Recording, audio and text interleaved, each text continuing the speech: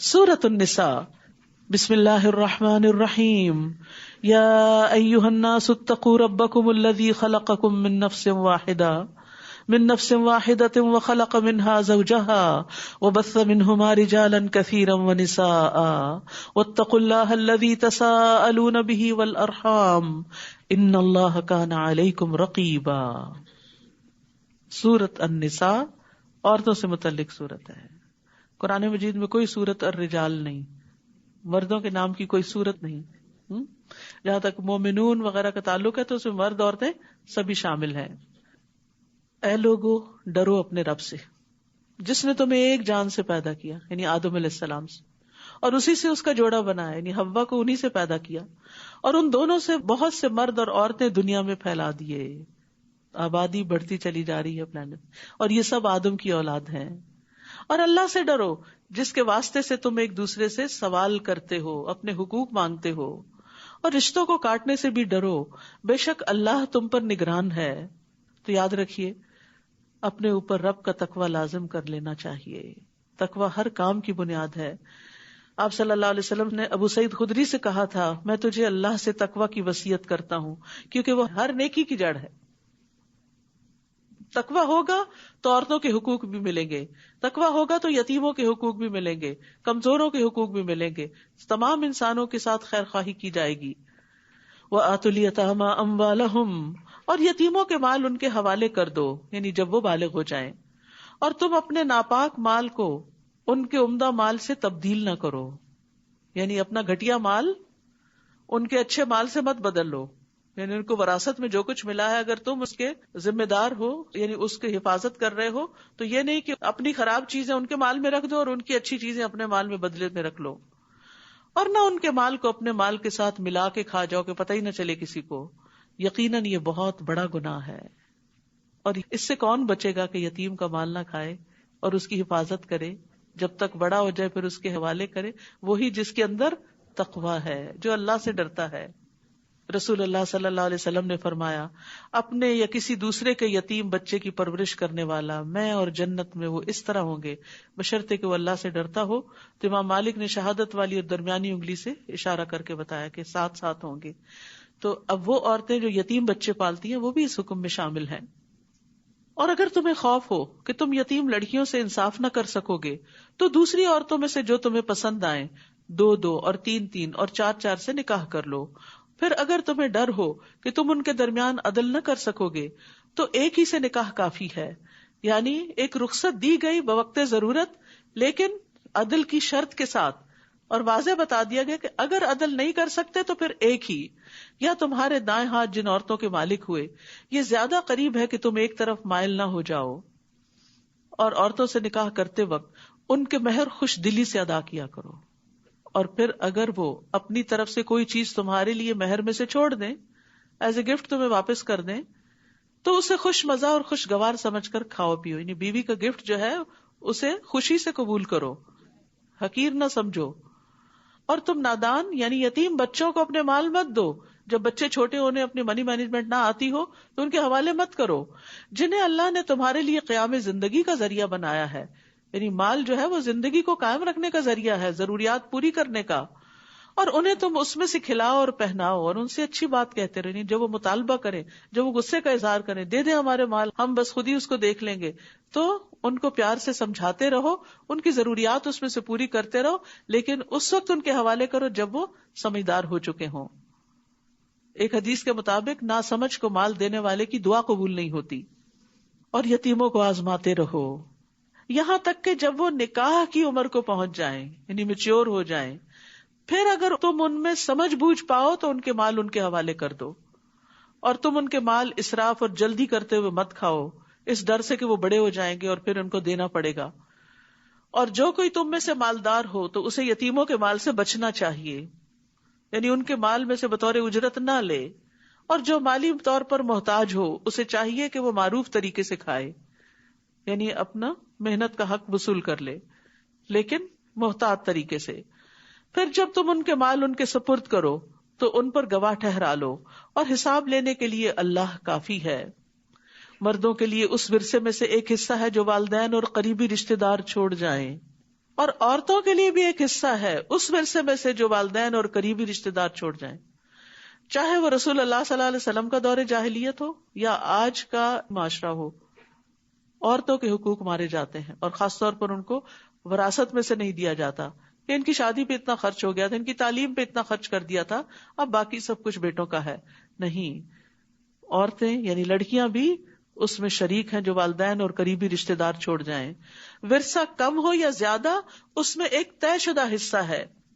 اور ورثے کی تقسیم کے وقت جب غیر وارث رشتے دار اور یتیم اور مسکین موجود ہوں تو انہیں اس میں سے کچھ نہ کچھ دے دو، اور اگر نہ دے سکو تو ان سے مناسب طریقے سے بات کرو. یعنی جب وراثت تقسیم ہو رہی ہو اور خاندان کے لوگ موجود ہیں جو اس میں سے حصے دار نہیں، اور وہ دیکھ رہے ہیں، ان کی نظر ہے کچھ چیزوں پر، تو کچھ نہ کچھ ان کو ایز اے کارٹسی دے دو. اور اگر نہیں دے سکتے تو اچھے سے بات ہی کر لو، کیونکہ الکلمۃ الطیبۃ صدقہ، اچھی بات بھی صدقہ ہے. یعنی صرف مال کا ہی صدقہ نہیں ہوتا، اچھی بات کا بھی صدقہ ہوتا ہے. اور وراثت تقسیم کرنے والوں کو اس بات سے ڈرنا چاہیے کہ اگر وہ اپنے پیچھے ناتواں اولاد چھوڑ جاتے تو موت کے وقت انہیں ان کے بارے میں کتنا اندیشہ ہوتا. لہٰذا انہیں چاہیے کہ اس معاملے میں اللہ سے ڈرے اور جچی تلی بات کریں، کیونکہ اب یتیموں کی پرورش کا معاملہ آ رہا ہے تو ان کے کئی ناجائز مطالبات بھی ہوں گے، تو ان کے ساتھ معاملہ اللہ سے ڈرتے ہوئے کرتے رہو. بے شک وہ لوگ جو یتیموں کے مال ظلم کرتے ہوئے کھا جاتے ہیں، یقیناً وہ اپنے پیٹوں میں آگ ہی بھر رہے ہیں، اور ضرور وہ بھڑکتی ہوئی آگ میں چلیں گے. بعض اوقات ایسا ہوتا ہے نا کہ کہیں پر باپ فوت ہوتا ہے، بچے پیچھے چھوڑتا ہے، ایک بھائی ان میں سے زیادہ اسٹرانگ ہوتا ہے اور دوسرے کمزور ہوتے ہیں، تو وہ سب کا حصہ دبا کے بیٹھ جاتا ہے اور دینے پہ راضی نہیں ہوتا. اور پھر جو فوت ہوتا ہے حتیٰ کہ اس کے یتیم بچوں کے لیے بھی کچھ نہیں چھوڑتا. تو اس طرف توجہ دلائی گئی کہ جو لوگ یتیموں کا مال کھائیں وہ اپنے پیٹ میں آگ بھر رہے ہیں. بعض اوقات مرد حضرات ایسے کام کرتے ہیں تو as a sister, as a wife, as a mother ان کو سمجھانا چاہیے، ان کی محبت میں ان کی خیرخواہی کرتے ہوئے. کیونکہ بعض اوقات میں نے دیکھا مائیں ساتھ مل جاتی ہیں، مائیں بیٹوں کے ساتھ مل جاتی ہیں اور بیٹیوں کا حق ان کو نہیں دیا جاتا. تو یہ بیٹے کل قیامت کے دن کام آنے والے نہیں. اللہ تمہیں تمہاری اولاد کے بارے میں تاکید کرتا ہے. بیٹے کے لیے 2 بیٹیوں کے برابر حصہ ہے. وہ کیوں؟ عورت کو آدھا کیوں مل رہا ہے؟ اس لیے کہ عورت پر نان نفقے کی ذمہ داری نہیں ہے. عورت کو اپنی شادی کے وقت پھر مزید مہر بھی ملے گا اور اس کا شوہر اس کے مالی امور کا خیال بھی رکھے گا، جبکہ مرد کو جو ملے گا وہ اپنی شادی کے وقت مہر بھی دے گا اور اپنے اوپر، اپنے بچوں پر، اپنے گھر والوں پر، حتیٰ کہ اگر اور رشتے دار بھی ہیں تو ان کے اوپر بھی اپنا مال خرچ کرے گا، تو اس کو نسبتاً زیادہ دیا گیا. یہاں کوئی ڈسکریمنیشن نہیں. اگر شوہر فقیر ہو، عورت ملینئر ہو، تو بھی عورت کے اوپر کوئی ذمہ داری نہیں کہ وہ گھر میں خرچ کرے. شوہر ہی کی ذمہ داری ہے. ہاں یہ تو پھر الگ بات ہوتی ہے نا کہ باہم محبت کی وجہ سے عورت کہتی کہ میں اپنے شوہر کو اور اپنے بچوں کو کیسے غربت میں دیکھ سکتی ہوں، اور میں اپنے اس مال کو کیا کروں گی، یہ انہی کے لیے تو ہے. تو وہ خوشی سے جو بھی خرچ کرتی ہے پھر وہ اس کے لیے صدقہ شمار ہوتا ہے، اس کے لیے باعث اجر ہوتا ہے. تو جو عورتیں کام کرتی ہیں اور گھر میں کنٹریبیوٹ کرتی ہیں تو وہ ان کا احسان ہے اور اس احسان کو ماننا چاہیے. اور وہ جو لاتی ہیں اور جو بھی کچھ خرچ کرتی ہیں ان کا شکریہ ادا کرنا چاہیے اور ان کے ساتھ اچھا سلوک کرنا چاہیے، نہ کہ ان سے چھینا جھپٹی کر کے ان کو ذلیل کر کے ان کو دکھ دیا جائے.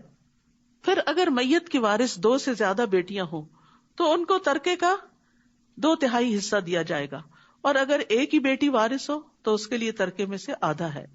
اگر میت کی کوئی اولاد ہو تو اس کے والدین میں سے ہر ایک کو ترکے میں سے 6واں حصہ ملے گا. اور اگر وہ صاحب اولاد نہ ہو اور اس کے وارث والدین ہی ہو، بچے کوئی نہیں، صرف ماں باپ ہی ہیں، تو ماں کے لیے ترکے کا 3واں حصہ ہوگا. اور اگر اس میت کے بہن بھائی بھی ہو تو اس کی ماں کے لیے 6واں حصہ ہوگا. یہ سب تقسیم وصیت پوری کرنے یا قرض کی ادائیگی کے بعد ہوگی. تم نہیں جانتے کہ تمہارے والدین اور تمہاری اولاد میں سے کون فائدہ پہنچانے میں تم سے قریب تر ہے. یہ اللہ کی طرف سے طے شدہ حصے ہیں. بے شک اللہ بہت علم والا اور کمال حکمت والا ہے.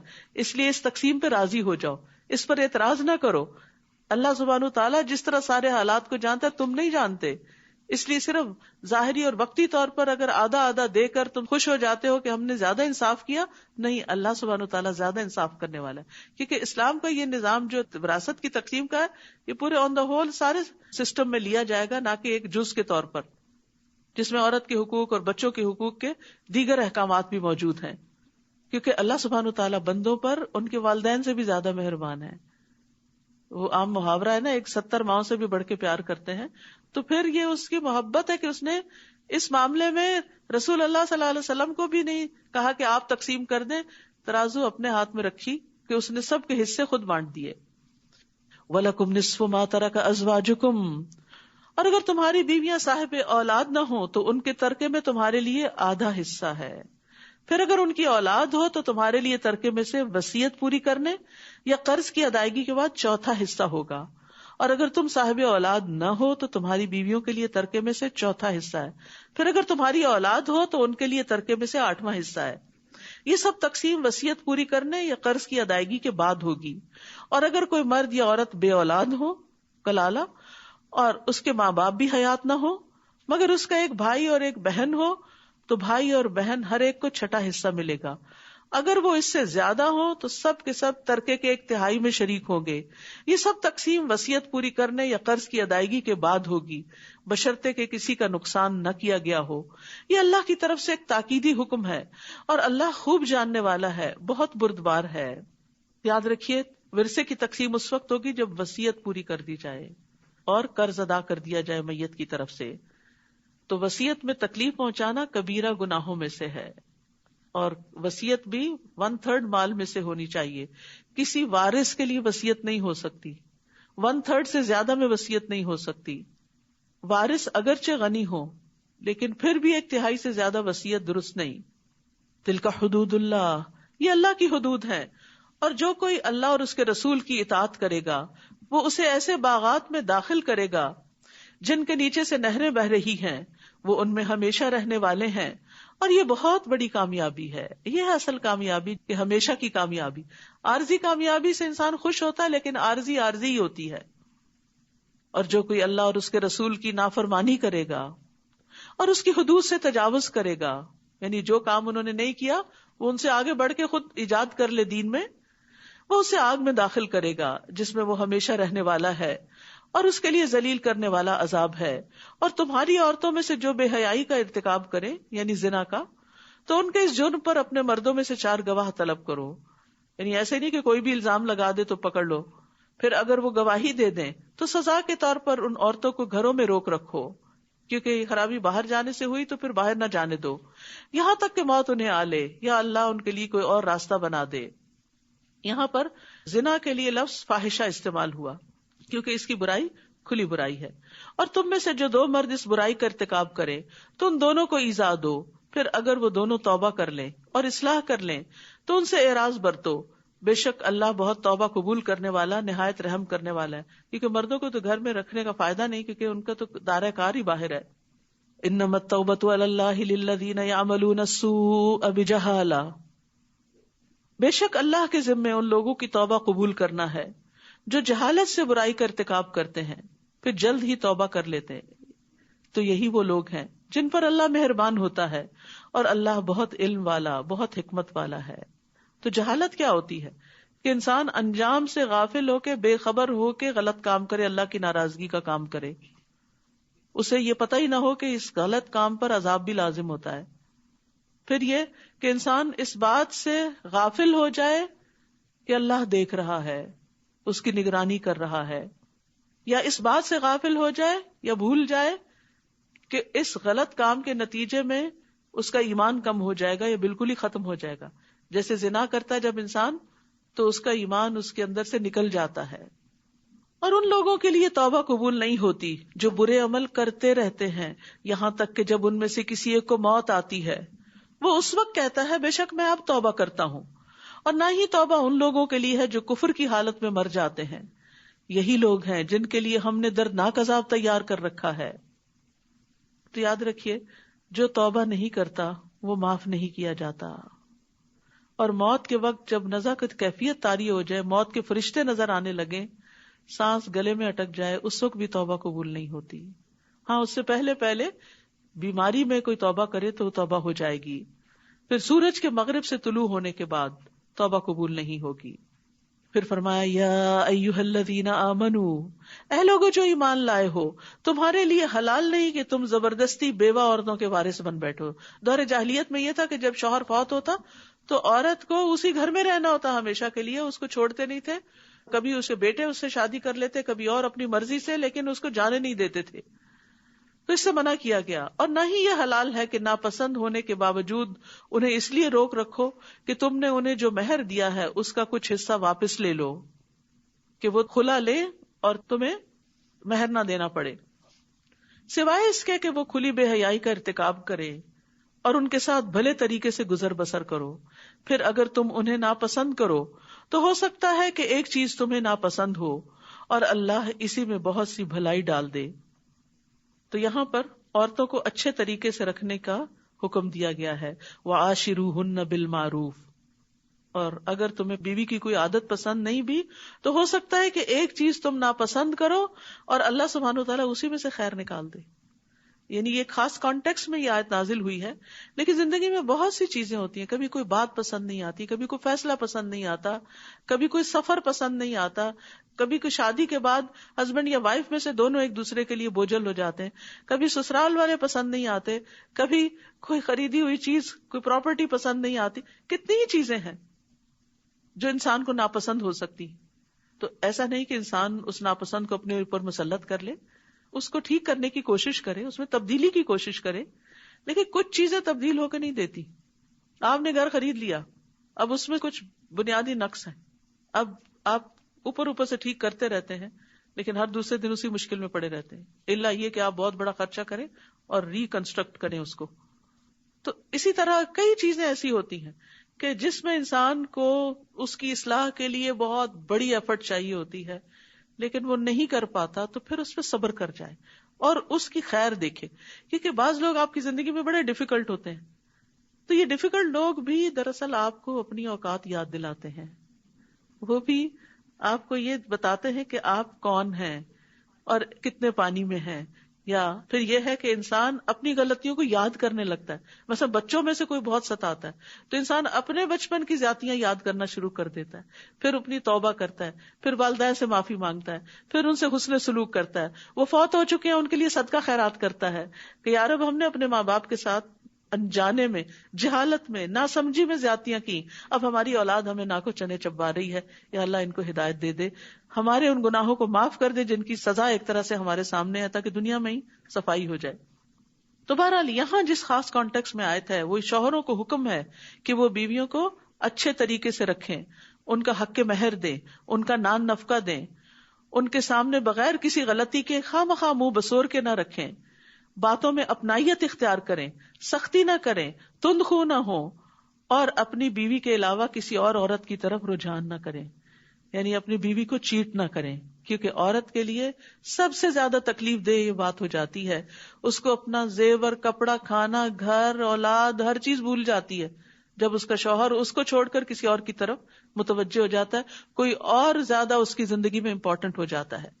تو اس لیے اچھے سلوک میں یہ بھی ہے کہ وہ اپنی بیوی کے ساتھ فیتھ فل رہے، خود کھائے تو اسے بھی کھلائے، خود پہنے تو اسے بھی پہنائے، چہرے پہ نہ مارے، گالی نہ دے، کبھی الگ کرنے کی ضرورت ہو تو اپنے گھر سے نہ نکالے.